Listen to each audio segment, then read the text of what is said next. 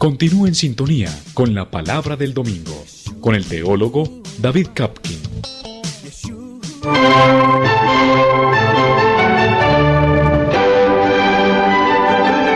La Palabra del Domingo.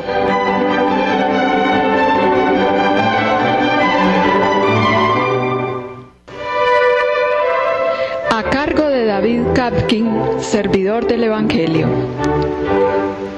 Una lectura y explicación de los textos bíblicos de la liturgia católica dominical.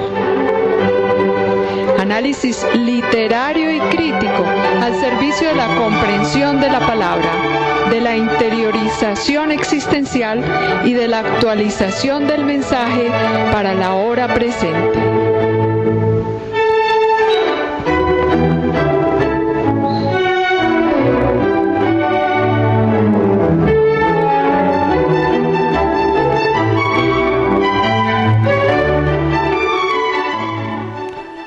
Amables oyentes, de nuevo con nuestra serie La Palabra del Domingo.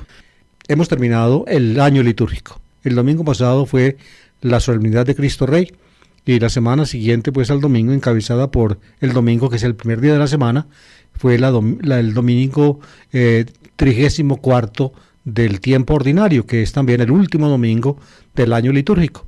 Y vamos a comenzar pues ahora un nuevo año litúrgico. Es el primer domingo del Adviento y por tanto el comienzo de un nuevo año litúrgico. La Iglesia, pues siguiendo una costumbre, digamos que cristianamente se impone por el hecho de que la Pascua desde el comienzo se celebra o se recuerda una vez al año, porque Jesús murió por la Pascua judía y por tanto los cristianos desde el comienzo, precisamente por la época de la Pascua judía, precisamente los cristianos de raíz judeocristiana celebraban ya no solamente la Pascua judía, porque eran judíos de raza y de rito, sino también unida entrañablemente a ella y superándola en su perspectiva desde la fe cristiana, celebraban la muerte y resurrección de Jesús, y eso se hace naturalmente cada año. Entonces, por eso, ese fue, digamos, el acicate de que la Iglesia, pues prácticamente conformara un ciclo litúrgico o un año litúrgico desde determinado momento hasta el momento correspondiente del año siguiente. Se comienza el año litúrgico a fines de noviembre, comienzos de diciembre con el Adviento, y se termina precisamente por la misma época con la solemnidad de Cristo Rey, que fue, como les dije, la celebración del domingo pasado. Un nuevo año litúrgico. Nos va a conducir la Iglesia, pues, este nuevo año litúrgico de la mano en la consideración agradecida y festiva de la dispensación de la bondad de Dios a nosotros en Jesús. Ese es el año litúrgico. Comienza con el Adviento.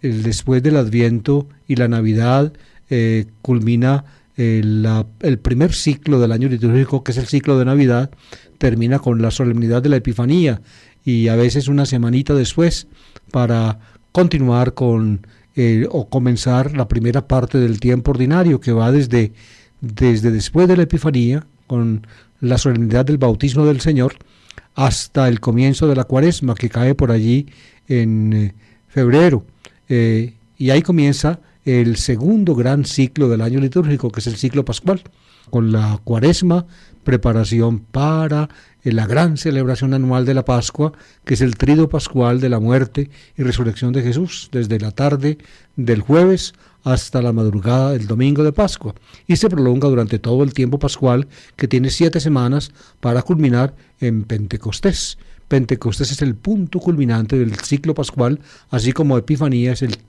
punto culminante del ciclo de Navidad. Y llegado a Pentecostés, entonces se abre la segunda parte del tiempo ordinario, que va desde después de Pentecostés hasta el día previo al primer domingo del Adviento.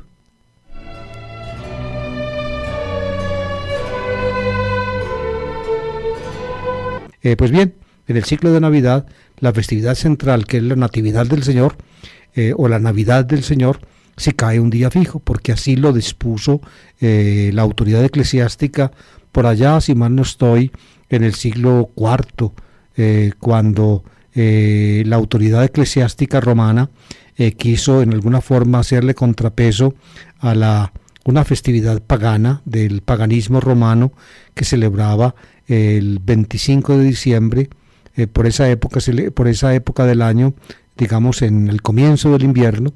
Ese es el comienzo del invierno. Astronómicamente el comienzo del invierno es el 21 de diciembre. Hasta ese día, en el hemisferio norte, el sol, los días se hacen cada vez más cortos. El 21 de diciembre es el día más corto del año y la noche más larga. Y al día siguiente, entonces, empieza el sol a hacer que el día sea más largo, hasta el 21 de junio, que es el día más largo del año. Precisamente, entonces, como en esa época del año, entre el 21 y el 22 de diciembre, se produce el paso, pues, del día más corto a días progresivamente más largos, entonces los romanos celebraban por ahí la llamada Victoria Solis Invicti, la victoria del sol invicto. Es decir, el sol, aunque vaya perdiendo fuerza, al menos desde el punto de vista de la observación humana, en cada hemisferio, llega un momento en que ese proceso termina y empieza el sol a ganar más fuerza y a hacer los días más largos. Por eso llamaban los romanos esa fiesta Victoria Solis Invicti. Los cristianos celebraron entonces, en esa misma fecha, celebraron la Nativitas Domini, la Natividad del Señor, para mostrar que Jesús es el verdadero sol, el sol que ilumina, el verdadero sol invicto. Así lo ponen claramente. Hay un texto del Evangelio, amables oyentes, muy hermoso, el canto de Zacarías en Lucas capítulo 1, cuando Zacarías recobra el habla después de que circuncidan a su hijo Juan Bautista. Zacarías habla: por la entrañable misericordia de nuestro Dios nos visitará el sol que nace de lo alto. La palabra griega es anatolé exipsus. Anatolé o Anatolí pronuncian los griegos modernos. Anatolia es la región oriental del Imperio Romano, es decir, el lugar por donde nace el sol. La Anatolí es, por tanto, el oriente.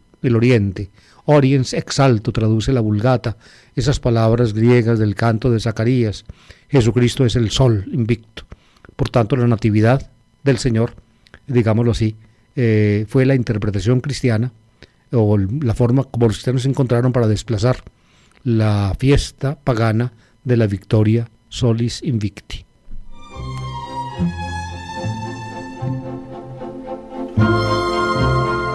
El Adviento, pues, es la preparación para la solemnidad de la Navidad del Señor, que cae el 25 de diciembre, así como la Cuaresma es la preparación para el Tríodo Pascual, que se celebra entre marzo y abril, todos los años.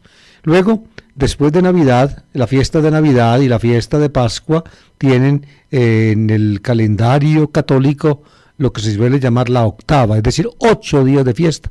La fiesta de Pascua se prolonga a 8 días, es la octava de Pascua, que va desde el domingo de Pascua hasta el otro domingo de Pascua, 8 días de fiesta. Es la octava más importante del año. Pero también la Navidad tiene una octava, ¿ven? Que es desde el día de Navidad hasta el día octavo después de la Navidad, que es el 1 de enero. Es la octava de Navidad. Es menos importante litúrgicamente que la octava de Pascua, pero también pues tiene su repercusión en la liturgia. Y finalmente el ciclo de Pascua se prolonga durante 7 domingos, 7 semanas. El ciclo de Navidad se prolonga durante algunos días nada más, hasta llegar a la Epifanía, la solemnidad de la Epifanía, que originalmente era el 6 de enero. Ahora en el calendario colombiano, lamentablemente, debido a que quitaron las fiestas de guarda, o la iglesia lo permitió, pienso yo que un poco ligeramente, sobre todo la Epifanía y la Ascensión. Yo todavía no alcanzo a imaginarme en qué estaban pensando los obispos cuando permitieron o cuando accedieron a esa pretensión de algunos en el Congreso. Tal vez las demás fiestas que caían en semana podían haber permitido que las quitaran, pero ni la Epifanía ni la Ascensión, porque es que esas pertenecen, diría yo, al corazón del ciclo litúrgico cristiano. En todo caso, pues ahora la Epifanía la celebran el domingo más cercano al 6 de enero. Esa es la liturgia actual, en la forma colombiana de la liturgia actual. En todo caso, la Epifanía es la culminación del ciclo de Navidad y Pentecostés es la culminación del ciclo de Pascua. Ahí está pues los dos ciclos paralelos, ciclo de Navidad, ciclo de Pascua.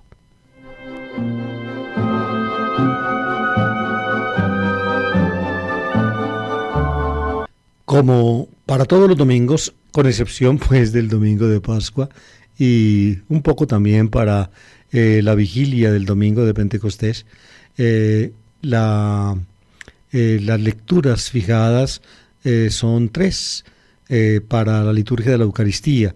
La primera, tomada del Antiguo Testamento, en este caso el libro de Jeremías; la segunda, de una carta apostólica, en este caso de la primera carta a los tesalonicenses; y la tercera, del Evangelio.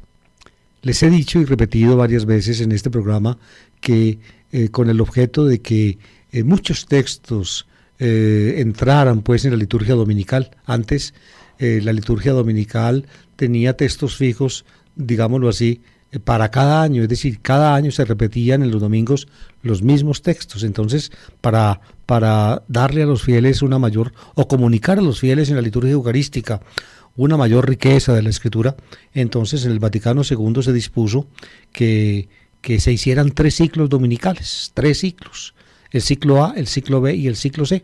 Para el ciclo A se prefiere el Evangelio de Mateo, para el ciclo B el Evangelio de Marcos y para el ciclo C el de Lucas. Pues ahora, en este año litúrgico, vamos a comenzar el ciclo C. El año litúrgico que terminó, utilizamos el ciclo B, o nos guiamos por el ciclo B, y casi siempre se leyó el Evangelio de Marcos. Ahora vamos a utilizar el ciclo C, y por tanto vamos a encontrar repetidamente este año litúrgico que comienza este domingo, vamos a encontrar lecturas del Evangelio de Lucas.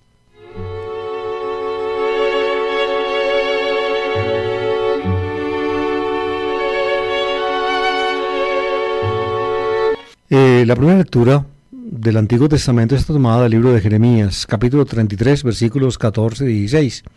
El texto está pues metido en el libro de Jeremías. Es un libro sumamente complejo.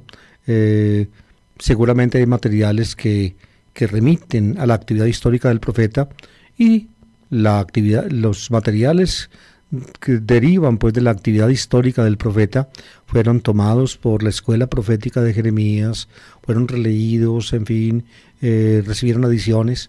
Yo pienso que este texto, Jeremías 33, 14 y 16, es un texto que evidentemente revela una elaboración teológica muy pronunciada. El pedacito dice así: mirad que llegan días, oráculo del Señor, en que cumpliré las promesas que hice a la casa de Israel y a la casa de Judá. En aquellos días y en aquella hora suscitaré a David un vástago legítimo, que hará justicia y derecho en la tierra. En aquellos días se salvará Judá, y en Jerusalén vivirán tranquilos, y la llamarán así: Señor, nuestra justicia.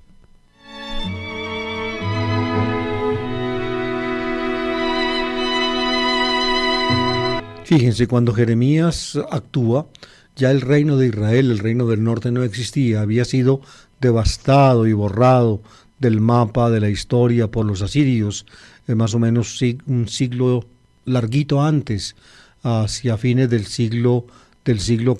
Jeremías actúa en el fines del siglo VII y comienzo del siglo VI.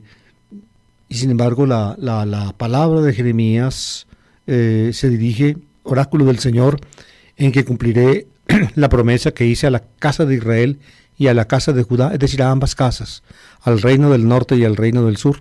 Están unificadas en la perspectiva de Jeremías, aunque ya pues la casa de Israel prácticamente había dejado de existir y solamente Judá existía. Había restos de Israel en la parte norte del reino y algunos que después de la catástrofe vinieron a vivir al sur, pero la mayor parte, la gente más importante de los israelitas, había sido arrastrada, cautiva por los asirios. Pero la perspectiva permanece doble, es decir, casa de Israel, casa de Judá, pero cuando se desarrolla la profecía, prácticamente solo la casa de Judá es la que juega el papel.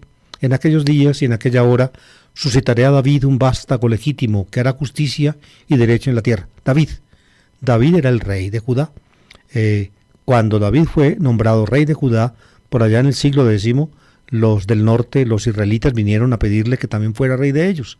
Y así David, digámoslo así, unificó ambas partes, la parte del sur a la cual pertenecía él, Judá, y la parte del norte, Israel, e hizo de su capital, Jerusalén, la capital de uno y otro reino. Es decir, prácticamente David creó pues un pequeño imperio formado en el sur por Judá y en el norte por Israel. Salomón continuó la obra davídica, pero después de Salomón se dividió el imperio davídico. Israel se independizó y formó un reino aparte. Judá, más pequeño, siguió con la dinastía davídica, pero el reino judío pues surgió con David y luego con Salomón y luego continuó con reyes de menor importancia, bajo una promesa profética de Dios, con perspectiva, diría yo, de perdurabilidad, de eternidad. De ahí viene pues la importancia de David en la Biblia, una importancia que finalmente en el cristianismo es escuchada, reforzada y mantenida. En aquellos días y en aquella hora suscitaré a David un vástago legítimo, es decir, al rey David, un vástago, es decir, un hijo de David, por tanto un rey de Judá. Al final de la época de Jeremías, ya el reino de David se había terminado. Ya David, el rey judío, Sedecías, el último rey de Judá, que fue Sedecías, fue depuesto, fue prácticamente terriblemente castigado por Nabucodonosor. El rey anterior estaba cautivo en Babilonia. Algunas esperanzas pues podían, circular a lo largo de ese rey. Y después de que terminó el imperio babilónico y surgieron los persas, un descendiente, digámoslo así, alguien perteneciente a la dinastía davídica, Zorobabel, actuó en Jerusalén de representante gubernamental de los persas.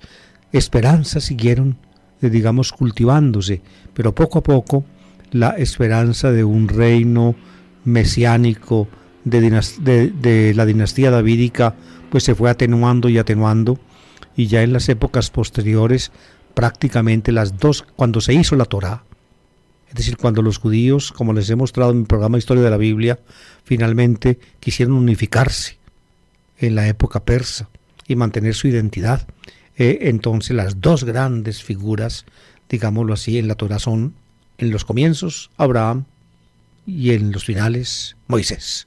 David no tiene prácticamente ningún puesto en la Torá, a no ser unas palabritas, referidas a él en las bendiciones de Jacob a sus hijos y en la bendición y en las profecías de Balaam, un profeta que se trocó de maldecidor de Israel en su bendecidor, digámoslo, con esa palabra que no existe, pero que ustedes entienden. En la profecía en la bendición de Jacob a sus hijos y en la profecía de Balaam, pues ocupa David un pequeño puesto en la Torá. Pero en la época pues del judaísmo, de la época persa, hasta el final, pues las dos grandes figuras del judaísmo son Abraham y Moisés. David no. En este texto de Jeremías, David tiene su puesto. Y evidentemente el cristianismo, que concibió a Jesús como hijo de David, presumiblemente, pienso yo, porque alguna tradición de la familia de Jesús lo vinculaba con la dinastía davídica, entonces el cristianismo revaloró ese principio que en el judaísmo del tiempo de Jesús no era tan cotizado, lo revaloró e interpretó pues estos textos con referencia a él. Un vástago legítimo hará justicia y derecho en la tierra. En aquellos días se salvará Judá y en Jerusalén vivirán tranquilos y la llamarán así, Señor nuestra justicia. Es decir, prácticamente la bendición, la salvación, la bondad de Dios para Israel y para Judá se concentrará en este vástago legítimo de David. Ustedes saben cómo entendió el cristianismo naciente estas profecías.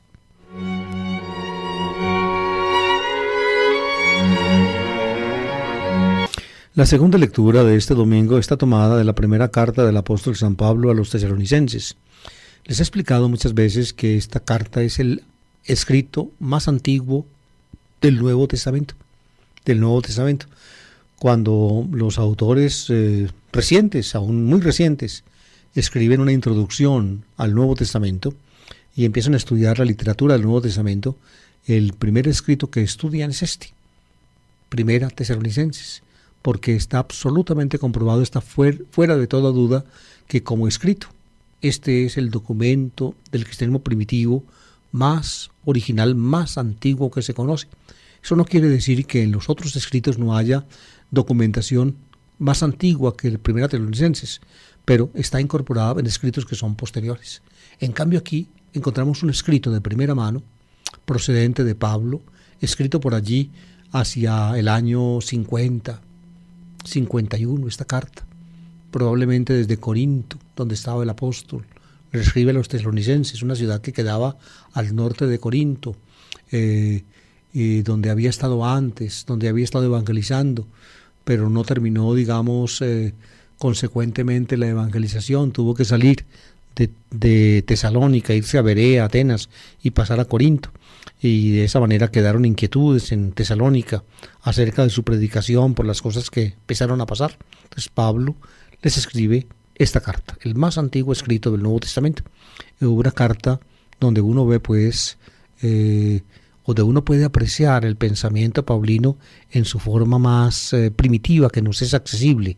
Las demás cartas representan ya con respecto a Primera Tesalonicenses una evolución manifiesta del pensamiento de Pablo. Aquí el pensamiento de Pablo es un pensamiento, diría yo, más primitivo que el que aparece en la segunda carta que se conservó de Pablo, que es la Primera Corintios. La comparación entre Primera Tesalonicenses y Primera Corintios demuestra que en Primera Corintios el pensamiento de Pablo pues se ha ahondado en muchos aspectos.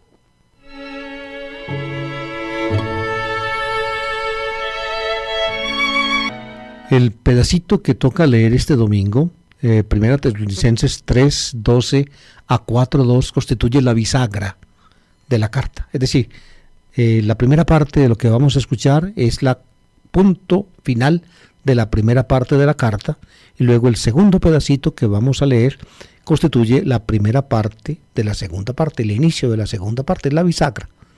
Voy a leerles y luego les explico un poco mejor.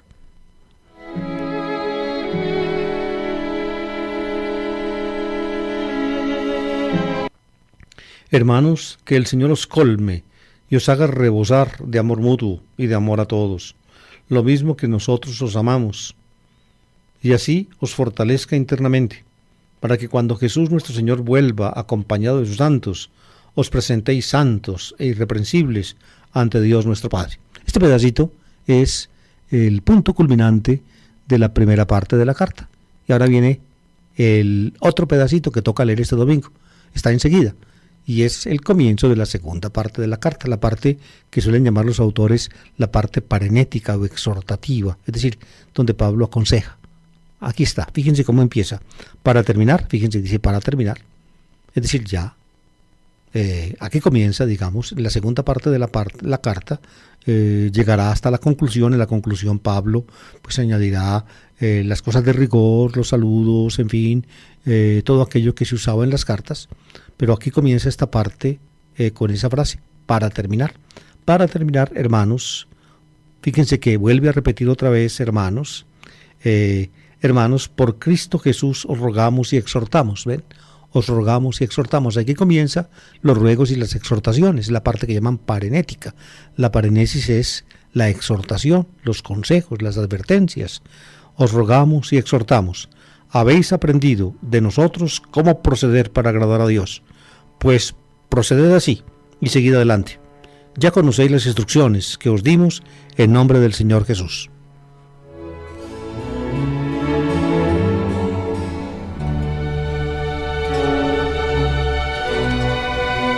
En la primera parte de la carta, cuyo pedacito final acabamos de leer, fíjense, Pablo recuerda a los tesalonicenses su actuación allí. Le recuerda cosas, pues la forma como él procedió, en fin, los felicita porque finalmente lo recibieron bien, porque lo acogieron. Finalmente, fíjense, en esta carta no hay probablemente en la parte inicial un tema desarrollado, sino que Pablo, digamos, simplemente se refiere a lo que él hizo en Tesalónica, la forma como lo recibieron, como lo acogieron,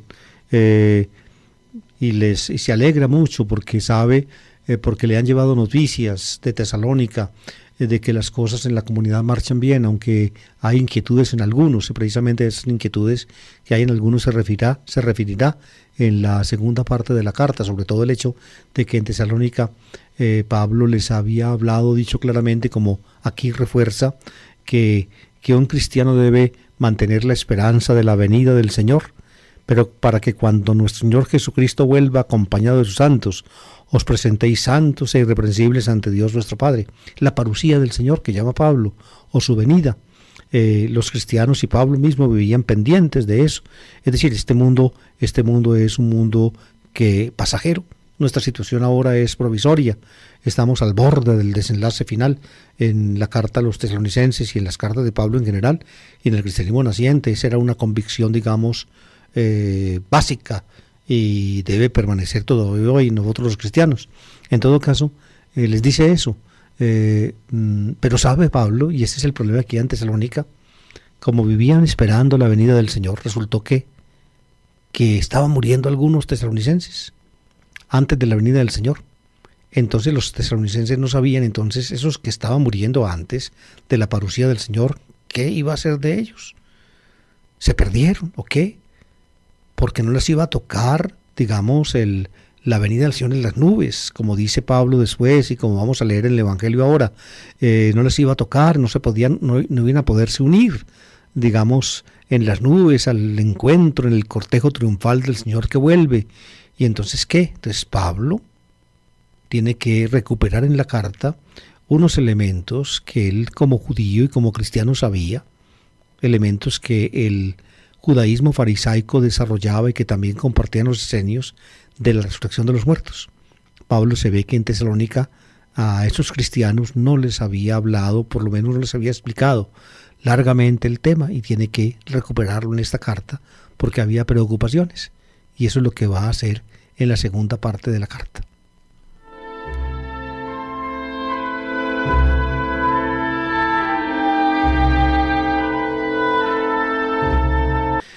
Pablo les dice, o les va, como los exhorta y les advierte, entonces les da la norma básica de la conducta cristiana: compórtense como cristianos.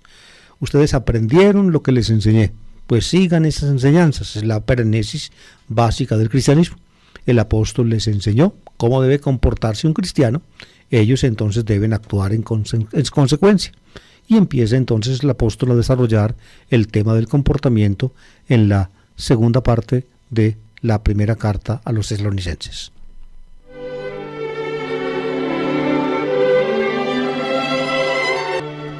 Y llegamos pues a la lectura del Evangelio. El Evangelio según Lucas, en el capítulo 21, versículos 25 a 28, 34 a 36.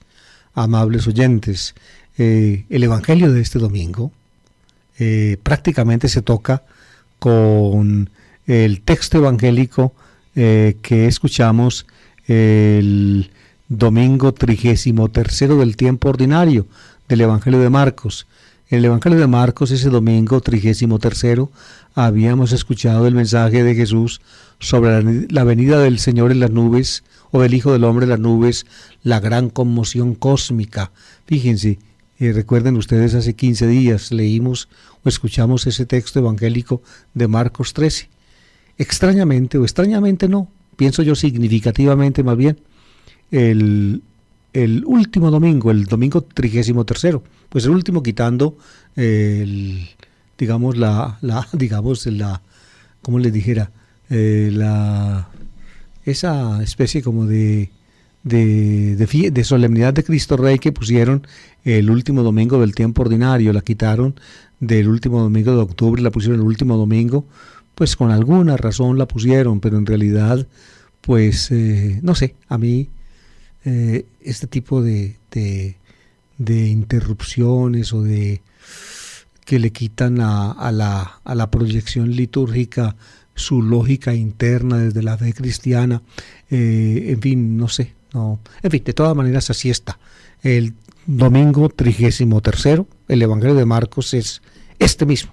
Esta es la versión lucana de lo que el domingo 33 del tiempo ordinario tiene. El primer domingo del Adviento tiene el mismo Evangelio del domingo 33. Es decir, el final del año litúrgico y el comienzo del año litúrgico se tocan. Esto es muy significativo, se tocan. Es la venida del Señor. El último domingo del tiempo ordinario, pues quitando Cristo Rey, es la venida del Señor, el Hijo del Hombre en la nube del cielo. Y el primer domingo del tiempo del Adviento, comienzo del año litúrgico, es el mismo tema. Es decir, el principio y el final se tocan. Hay un ejemplo, pienso yo, bíblico, que les permite a ustedes captar la razón profunda de esto. Si ustedes ven, por ejemplo, en la Biblia, ¿cómo se llama esa creación maravillosa donde Dios pone al ser humano, a Adán, cuando lo crea? En la tradición griega lo llaman paraíso. En hebreo se llama Gan Eden, el jardín de Edén. Es la tierra maravillosa, donde Dios pone su criatura predilecta, planta Dios un jardín en Edén para poner allí su criatura predilecta, el ser humano. Allí lo planta. Pues bien, paradiso se dice en griego, Gan Eden en hebreo. Pues bien, fíjense, el crucificado Jesús, insultado por uno de los bandidos que están al lado suyo, recibe del otro una palabra de ilusión o de esperanza. Jesús, acuérdate de mí cuando llegues a tu reino. Y Jesús le contesta, hoy estarás conmigo en el paraíso. Es la misma palabra del lugar maravilloso donde Dios puso al ser humano. La misma palabra se usa para el lugar maravilloso que aguarda al ser humano. Paraíso al principio, paraíso al final. La venida del Señor al final del año litúrgico, la venida del Señor al comienzo del año litúrgico. De esa manera, fíjense, como comenzamos el Adviento y la venida del Señor, fíjense, se va a concretar en la Navidad, es decir, la venida del Señor en la carne mortal. Con esto la Iglesia, ¿qué nos dice? Que la venida de Jesús en nuestra carne mortal, en nuestra pequeñez y en nuestra debilidad, es un presagio en alguna forma, un presagio en paradoja de la venida gloriosa del Hijo del Hombre, de la cual trata el tema del Evangelio. En otras palabras, todo el año litúrgico está perfectamente determinado por la convicción de la unidad en el Señor, digamos como la unión de contrarios, la paradoja que hace que lo débil, lo pobre, lo humilde realmente sea como el presagio, el contenido de la semilla de lo grande, lo último, lo definitivo, lo maravilloso. Es como si comparáramos con lo que dice Jesús, se parece el reino de Dios a un granito pequeño de mostaza, que se vuelve un arbusto grande tanto que hasta los pájaros del cielo pueden anidar en sus ramas, o a la pizquita de levadura que una mujer mezcla con 3 medidas de harina hasta que todo fermenta. En lo pequeño y lo insignificante ya se contiene lo grande y lo poderoso. Por eso, al final del año litúrgico vemos al Hijo del Hombre en la nube del cielo, y al comienzo del año litúrgico vemos al Hijo del Hombre en la nube del cielo en la perspectiva de la Navidad, es decir, el Hijo del Hombre Jesús en la debilidad, humildad y flaqueza de nuestra carne.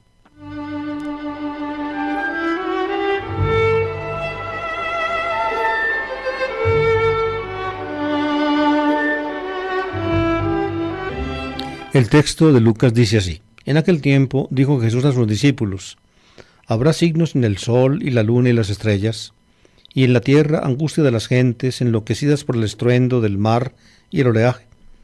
Los hombres quedarán sin aliento por el miedo ante lo que se le viene encima al mundo, pues las potencias del cielo temblarán.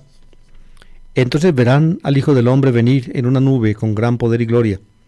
Cuando empiece a suceder esto, levantaos, alzad la cabeza, se acerca vuestra liberación. Tened cuidado, No se os embote la mente con el vicio, la bebida y la preocupación del dinero, y se os eche encima de repente aquel día, porque caerá como un lazo sobre todos los habitantes de la tierra. Estad siempre despiertos, pidiendo fuerza para escapar a todo lo que está por venir, y manteneos en pie ante el Hijo del Hombre.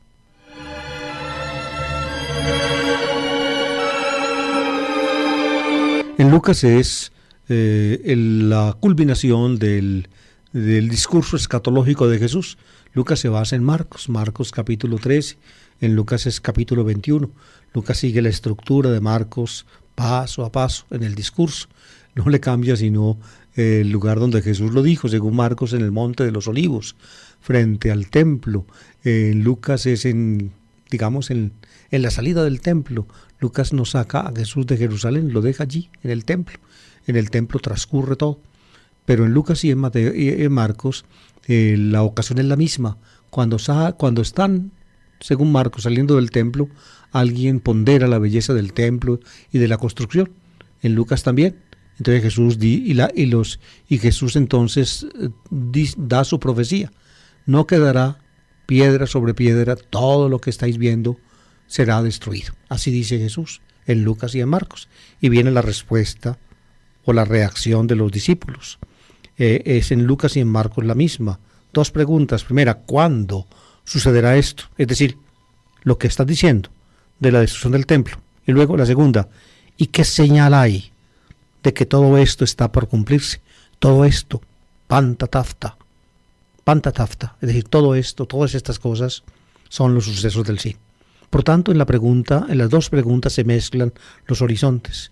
El horizonte de la destrucción del templo, que es un hecho que en la época de Lucas ya había acontecido, como vamos a decir enseguida, se mezcla con el fin del mundo, diríamoslo así, que todo esto, todas estas cosas están para suceder.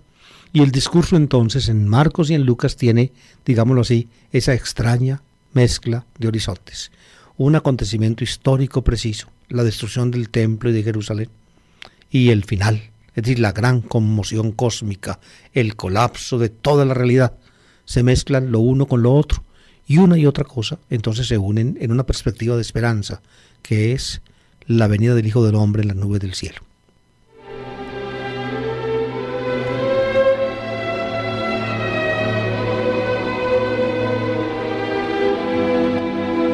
El colapso de toda la realidad, ustedes lo escucharon ahorita en la versión lucana, dice: habrá signos en el sol y la luna y las estrellas, y en la tierra angustia de las gentes, enloquecidas por el estruendo del mar y el oleaje. Los hombres quedarán sin aliento por el miedo ante lo que se viene encima al mundo, pues las potencias del cielo temblarán. Es decir, prácticamente colapsa toda la realidad. Sol, luna, estrellas. ¿Ven? Las potencias del cielo. Es decir, prácticamente colapsa la realidad entera. Este tema, queridos oyentes, se repite en las religiones. Hoy en día, ustedes saben, actualmente hay una película que tiene este mismo tema. Una película de los mayas, por allá el año 2012, según el calendario maya, no sé qué catástrofe va a ocurrir. Este tema, queridos oyentes, pertenece, o mejor dicho, en el lenguaje bíblico se suele llamar los materiales que se disponen alrededor de este tema, se suelen llamar apocalípticos. La palabra apocalíptico obtuvo entonces, según esto, en nuestro idioma, en nuestros idiomas, porque no solamente en castellano, en nuestros idiomas un carácter de catastrófico, terrible, espantoso.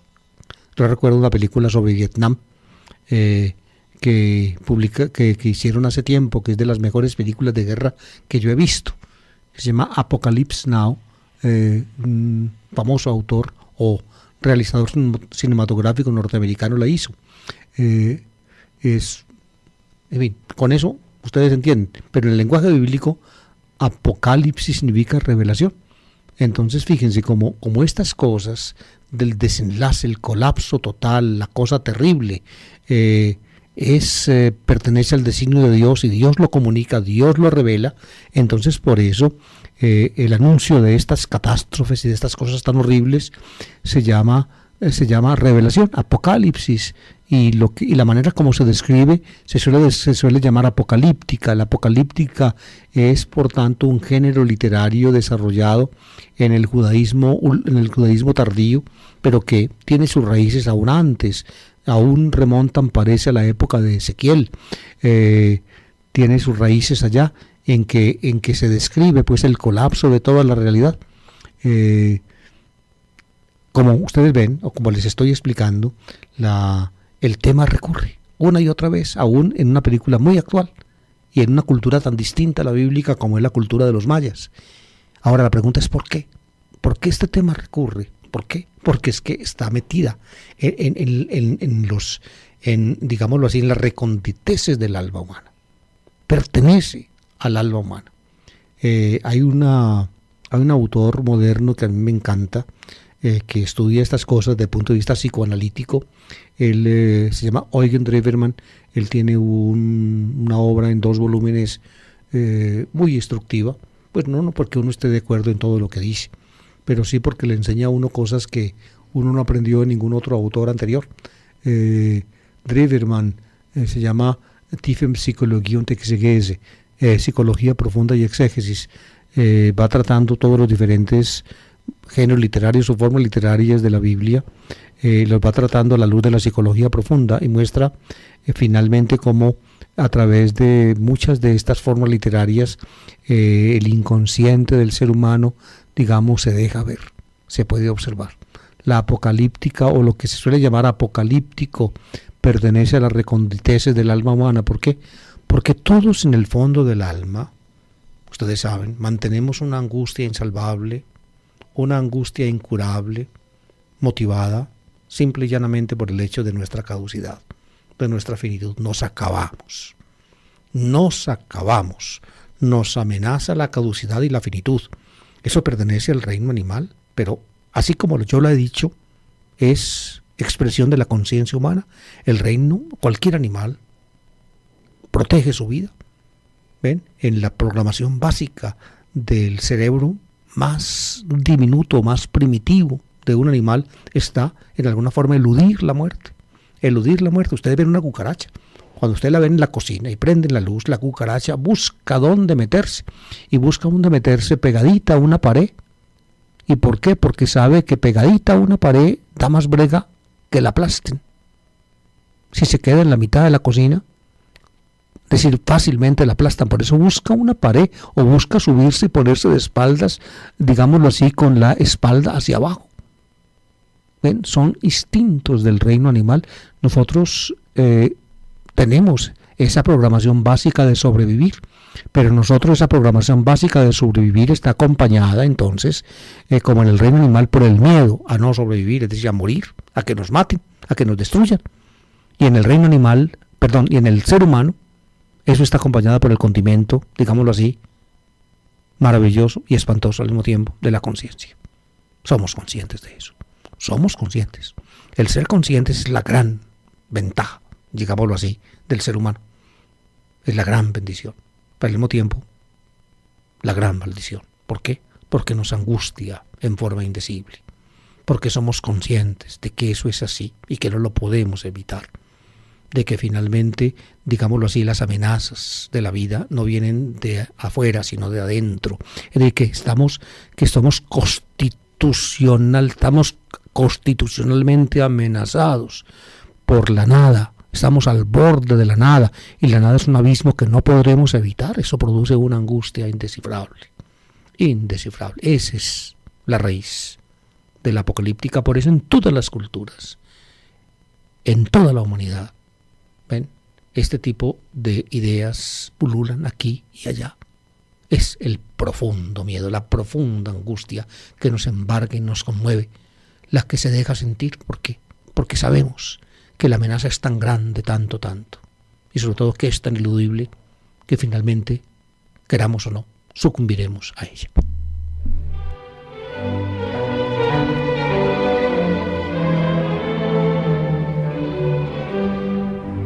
En esta perspectiva se puede entender, o al menos yo intento entenderla, el discurso de Jesús.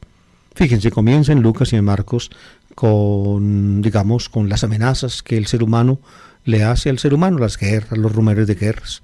Luego con las amenazas que el ser humano siente en la naturaleza, terremotos, epidemias, hambres. Luego con las amenazas, digámoslo así, extraterrestres, signos y portentos en el cielo. Dice así el texto de Marcos y de Lucas. Pongamos un ejemplo, meteoritos. Ustedes saben que un meteorito acabó con los dinosaurios hace 65 millones de años.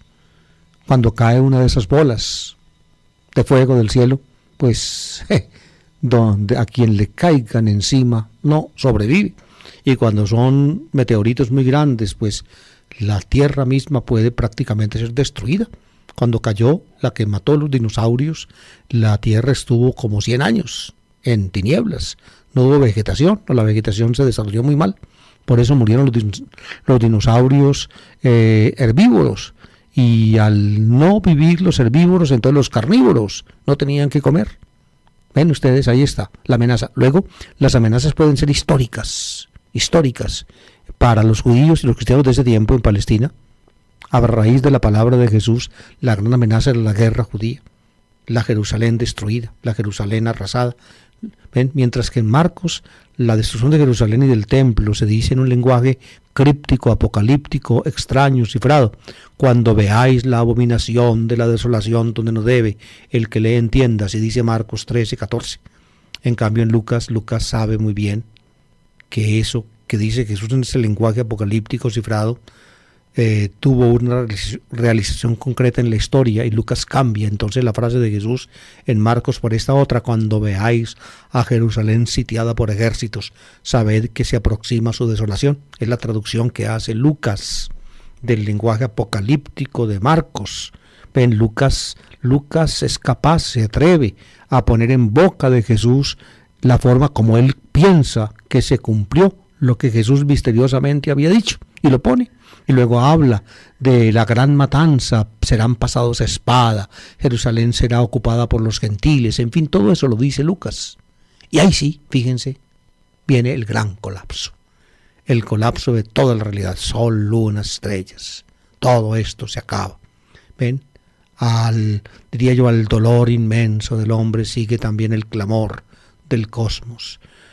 No sobrevive uno ante la amenaza de la muerte, ante la amenaza de la nada, no sobrevive uno. Entonces uno tiene entonces, a partir del hecho de que uno mismo no pueda sobrevivir, uno tiene entonces la intuición de que si uno no puede sobrevivir y que si la nada se lo traga a uno, la nada se traga todo. Y esa es la realidad. No está lejos esto de lo que hoy en día los físicos, digamos, entreven del futuro de nuestro universo. Algunos dicen que el futuro de nuestro universo es la muerte por consunción, cuando prácticamente todas las estrellas se acaben y las galaxias queden en negro. O otros dicen que el final de nuestro universo es en contradicción o en contraparte de la gran explosión que produjo la expansión, primero inflacionaria y después más lenta, de todas las cosas, la gran implosión, es decir, que se suspenda, que se pare la expansión y que todo colapse otra vez hacia un punto final, o hacia un punto, digamos, de energía concentrada infinita. ¿Y entonces qué? Esa es una óptica de la física actual. No podemos de ninguna manera meter en el Evangelio esta óptica de la física, pero solamente lo digo para mostrarles a ustedes que lo que nos dice a nosotros el alma, el mensaje que recibimos de adentro, de que nosotros no subsistimos y que finalmente entonces nada de lo que nos pertenece y a lo cual pertenecemos tampoco subsiste, el que no tenemos razón de ser en nosotros mismos y que nada tiene razón de ser en sí mismo, esa convicción es perfectamente fundada. Ahí está, pienso yo, el origen recóndito de la apocalíptica. Vean la película esta de los mayas y verán.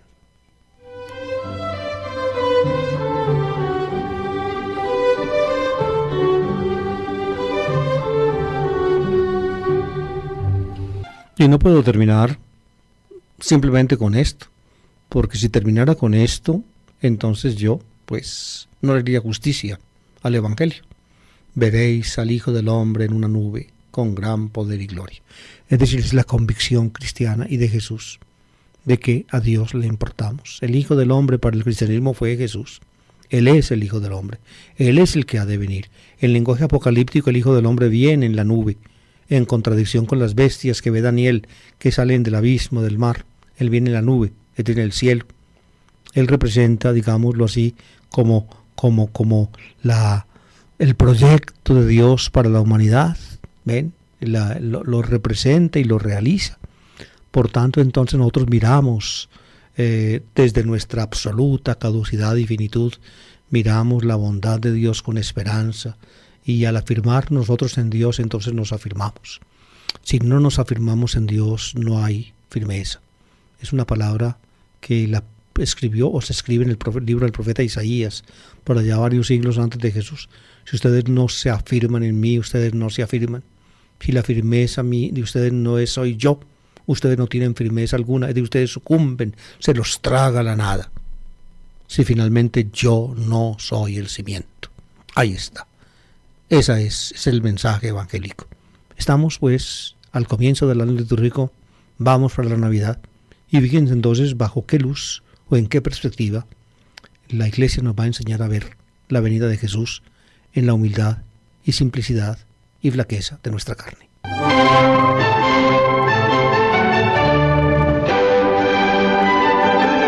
La palabra del domingo.